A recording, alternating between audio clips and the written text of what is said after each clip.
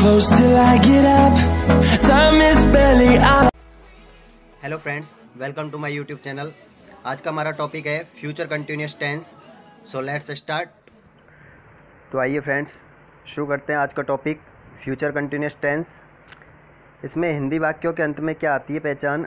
रहा होगा, रही होगी, रहे होंगे, ता रहेंगे, ती रहेगी, ते रहेंगे, इस तरीके से हिंदी पहचान मिलती है। ठीक है। और देखिए फ्यूचर कंटिन्यूअस टेंस के वाक्यों में आई बी के साथ क्या लगता है? Shall be. और अन्य सब्जेक्ट के साथ क्या लगेगा? Will be. ये आप लोगों ने कल भी पढ़ा था। फ्यूचर इंडिफिनिट टेंस में आई और बी के साथ शैल लगता है, यानी यहाँ पे कंटिन्यूअस से शैल बी लगेगा और अदर सब्जेक्ट के साथ क्या लग जाएगा? विल बी लग जाएगा। अब देखिए फ्रेंड्स, अफर्मेटिव सेंटेंस स्वीकारात्मक वाक्यों के लिए फॉर्मूला क्या चलता है? सबसे पहले आप लोगों को लेके आना है सब्जेक्ट, उसके बाद आप लोगों को लेके आनी है हेल्पिंग वर्ब, विल शैल में से कोई एक, उसके बाद ये बी, या फिर आप इसको इस तरीके से ही बोल सकते हो विल बी या फिर शैल बी। उसके बाद बी फोर। बी फोर को मैंने आपको पहले ही बताया, बी फोर का मतलब होता है वर्ब की फर्स्ट फॉर्म में आई एन जी। ठीक है, वर्ब की फर्स्ट फॉर्म में आई एन जी। उसके बाद object, place, time and other बाकी। ये अपना अफर्मेटिव सेंटेंस के लिए फॉर्मूला है। अब देखिए इसके एग्जाम्पल। पहला एग्जाम्पल है इसमें, मैं अपना पाठ याद कर रहा हूँगा। मैं अपना पाठ याद कर रहा होऊंगा। पहचान देखिए पहले इसमें, रहा होऊंगा। ठीक है। अब मैं आ रहा है इसलिए आई आ जाएगा। आई के साथ क्या लगता है? आई और बी के साथ शैल बी। ठीक है, तो आई शैल बी। और उसके बाद मैंने बताया था वर्ब की फर्स्ट फॉर्म में I N G. V four. V four का मतलब वर्ब की फर्स्ट फॉर्म में आई एन जी। तो याद करने को हम लोग इंग्लिश में कहते हैं लर्न। तो लर्न में क्या हो जाएगा? लर्निंग। क्या याद कर रहा था? अपना पाठ या मेरा पाठ। तो आई के साथ अपना मीनिंग बनेगी माई लेसन। क्या बना answer? I shall B learning my lesson. Second example देखिए, हम गेंद फेंक रहे होंगे। हम गेंद फेंक रहे होंगे। इसमें देखिए सबसे पहले हम की इंग्लिश लिखोगे क्या होती है? वी। आई और बी के साथ क्या लगता है? Shall be. फेंकने को इंग्लिश में बोलते हैं थ्रो। थ्रो में आप लोगों को जोड़ना आई एन जी, तो बनेगा थ्रोइंग। क्या फेंक रहे थे? बॉल।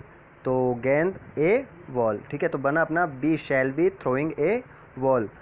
नेक्स्ट एग्जाम्पल देखिए, लड़के फुटबॉल खेल रहे होंगे। लड़के फुटबॉल खेल रहे होंगे। तो सबसे पहले सब्जेक्ट लड़के, द बॉयज़। ठीक है। अब देखिए आई और बी के साथ शैल भी लगा रहे थे, लेकिन यहाँ पे अब क्या है? अदर सब्जेक्ट आ गया, बॉयज़ आ गया, तो इसके साथ क्या लगेगा? बिल भी लगेगा। ठीक है। उसके बाद खेलने की मीनिंग प्ले। प्ले में जुड़ जाएगा आई एन जी। और उसके बाद क्या खेल रहे थे? फुटबॉल, यानी the boys will be playing the football. ठीक है, ये हमारा आंसर हो जाएगा। अदर एग्जाम्पल, कल इस समय वर्षा हो रही होगी। कल इस समय वर्षा हो रही होगी। तो फ्रेंड्स देखिए इसमें ये कल आया वो आने वाले कल की बात हो रही है, इसलिए हम इसको लिखेंगे टुमारो। ठीक है। इस समय वर्षा हो रही होगी, यानी वर्षा होने को हम लोग इंग्लिश में कहते हैं it is raining, it was raining या इट विल बी रेनिंग। ध्यान दें, वर्षा होने को हम क्या बोलते हैं? प्रेजेंट में होगा तो इट इज़ रेनिंग, पास्ट में होगा तो इट वाज रेनिंग, और फ्यूचर में होगा तो इट विल बी रेनिंग। देखिए तो यहाँ पे हो जाएगा ये, क्योंकि सब्जेक्ट इसमें यही है, इट मानना पड़ेगा हमको। तो it will be raining. Rain यानी बरसात होती है, और बरसात होने में जो ये वर्ब मानेंगे तो इसमें आई एन जी जोड़ देंगे।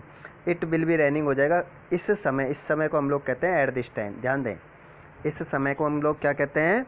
At this time. और उस समय को क्या कहते हैं? At that time. ठीक है, तो अपना आंसर बना it will be raining at this time. Next देखिए, वह अपनी पुस्तक पढ़ रहा होगा। वह अपनी पुस्तक पढ़ रहा होगा। तो इसको हम देखिए क्या बोलेंगे? सबसे पहले सब्जेक्ट ही, आई और बी तो है नहीं, आई और बी होता तो यहाँ शैल भी करते हैं, अदर सब्जेक्ट साथ विल भी लग जाएगा। पढ़ने की मीनिंग होती है रीड, रीड में जुड़ जाएगा आई एन जी। क्या? अपनी पुस्तक। तो ही के साथ अपना की मीनिंग क्या बनती है? हिज। तो आंसर बनेगा he will be reading his book.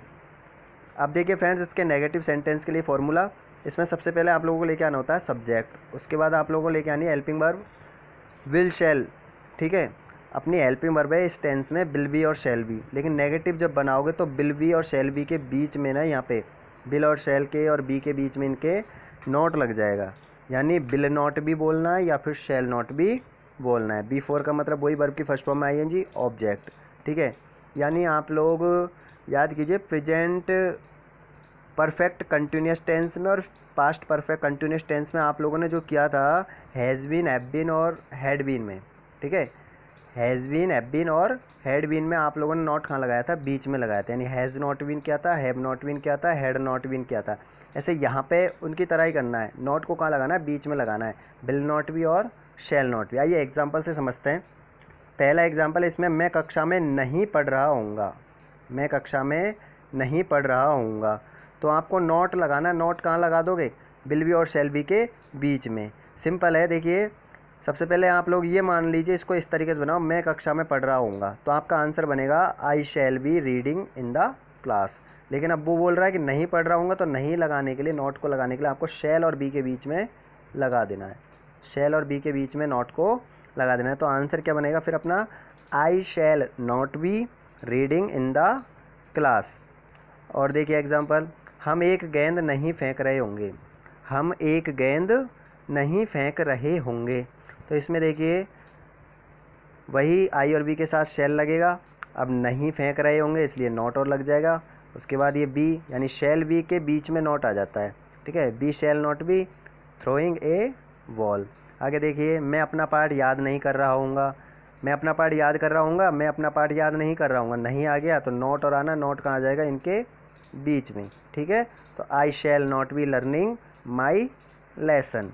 और देखिए, लड़के फुटबॉल नहीं खेल रहे होंगे, लड़के फुटबॉल खेल नहीं रहे होंगे, नहीं खेल रहे होंगे। देखिए इसमें सबसे पहले लड़के बॉयज़, अदर सब्जेक्ट के आई और बी के साथ सेल लगता है, अदर सब्जेक्ट के साथ बिल लगता है, तो यहाँ हो जाएगा बिल नॉट बी, क्योंकि नहीं आ रहा है ना, इस वजह से नॉट आ जाएगा, बिल नॉट बी हो जाएगा। खेलने के लिए प्लेइंग करेंगे द फुटबॉल, तो लड़के फुटबॉल खेलने रहेंगे, आंसर क्या बनेगा, the boys will not be playing the football. आगे देखिए, तुम कल इस समय अपना पाठ याद नहीं कर रहे होगे, ठीक है। इसको देखिए, तुम के लिए यू, आई बी के साथ शैल लगता है, अदर सब्जेक्ट के साथ क्या लगेगा, फिर विल नॉट लगाना है, तो बिल के और बी के बीच में क्या लग जाएगा, नॉट लग जाएगा। याद करने को लर्निंग, अपना पार्ट यू के साथ अपना मीनिंग में यूअर बनती है, तो यूअर लेसन।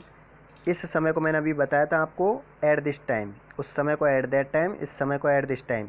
और ये टुमारो कौन सा, आने वाले कल की बात है, तो कल इस समय तुम अपना पार्ट याद नहीं कर रहे होंगे, तो आंसर बनेगा you will not be learning your lesson at this time tomorrow, ठीक है। तो देखिए फ्रेंड्स, इसके इंट्रोगेटिव सेंटेंस, अब इसमें हमारे हिंदी वाक्यों की पहचान है, स्टार्ट में क्या आएगा, क्या से शुरू होंगे वो सेंटेंस, ठीक है।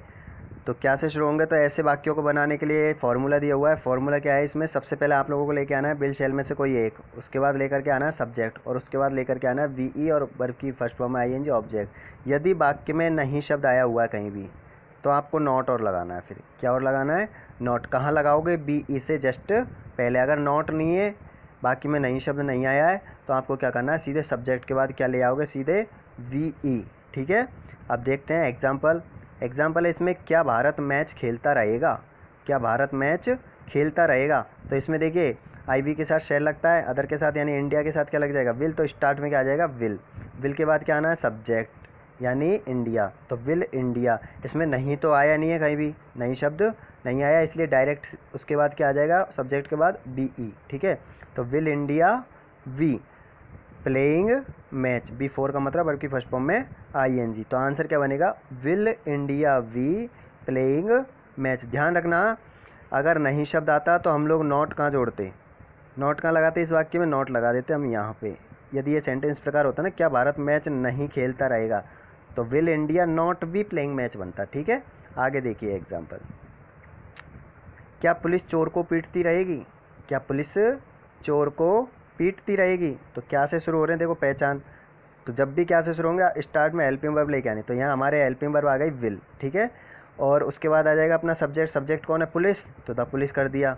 अब देखिए यहाँ पे आ जाएगा वी ई, अगर यहाँ पे नहीं आता तो नॉट लगा देते, कहाँ लगा देते, बी ई से जस्ट पहले, ठीक है। अब यहाँ नहीं शब्द तो आया ही नहीं है, तो डायरेक्ट बनाएंगे बिल, बिल शैल में कोई एक, यानी यहाँ पे बिल ले लेंगे, उसके बाद सब्जेक्ट द पुलिस आ जाएगा, वर्ब की फर्स्ट फॉर्म में आईएनजी, यानी पीटने को कहते हैं वीट, क्या जुड़ जाएगा उसमें आईएनजी, किसको पीटती, यानी चोर को, तो द थीफ। तो आंसर बनेगा will the police be beating the thief.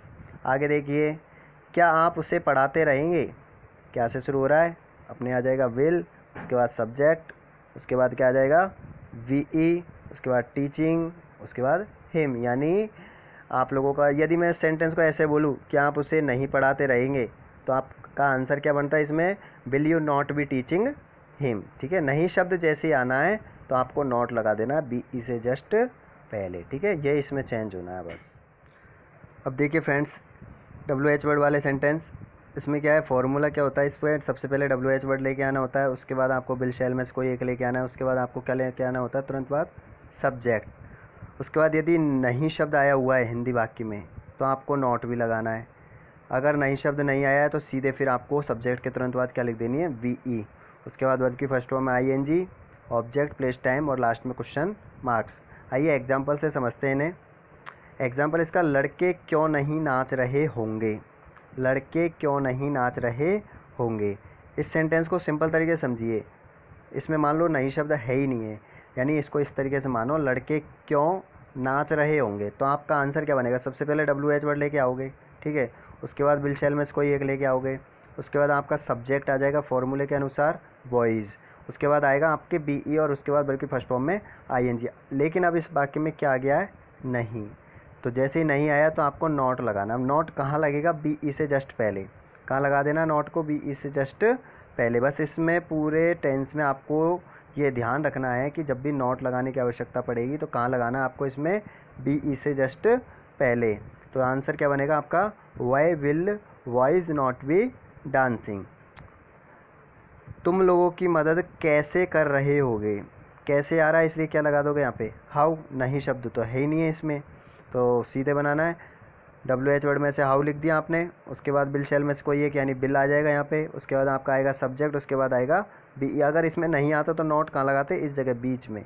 ठीक है, उसके बाद आपके आ जाएगा वर्ब की फर्स्ट फॉर्म में ING, उसके बाद किसकी, लोगों की। तो आंसर बनेगा how will you be helping people. Next देखिए, वह सबके लिए खाना क्यों नहीं बना रही हो, क्यों आ रहा है और नहीं भी आ रहा है, तो नॉट लगाना, ये कंफर्म कर लीजिए पहले। तो नॉट लगेगा कहाँ, BE से जस्ट पहले। अब क्यों की मीनिंग लिखोगे सबसे आगे, वाई। उसके बाद बिल शेल में से थे बिल, उसके बाद सब्जेक्ट क्या है आपका, सब्जेक्ट, और नॉट भी मैंने अभी आपको बता ही दिया था। उसके बाद वर्ब की फर्स्ट फॉर्म में ING, बनाने को मेकिंग, क्या, food. For everyone, for everyone का मतलब होता है सबके लिए, प्रत्येक व्यक्ति के लिए। ठीक है, तो आंसर बनेगा why will she not be making food for everyone. आगे देखिए, वह कहाँ काम कर रहा होगा, वह कहाँ काम कर रहा होगा। तो देखिए कहाँ की मीनिंग लिखोगे आप लोग, अब इसमें सबसे पहले किसकी मीनिंग लिखोगे, कहाँ की मीनिंग लिखोगे, वेयर। उसके बाद में आप लोगों को बिल शेल में से कोई एक लेके आना, बिल आ जाएगा।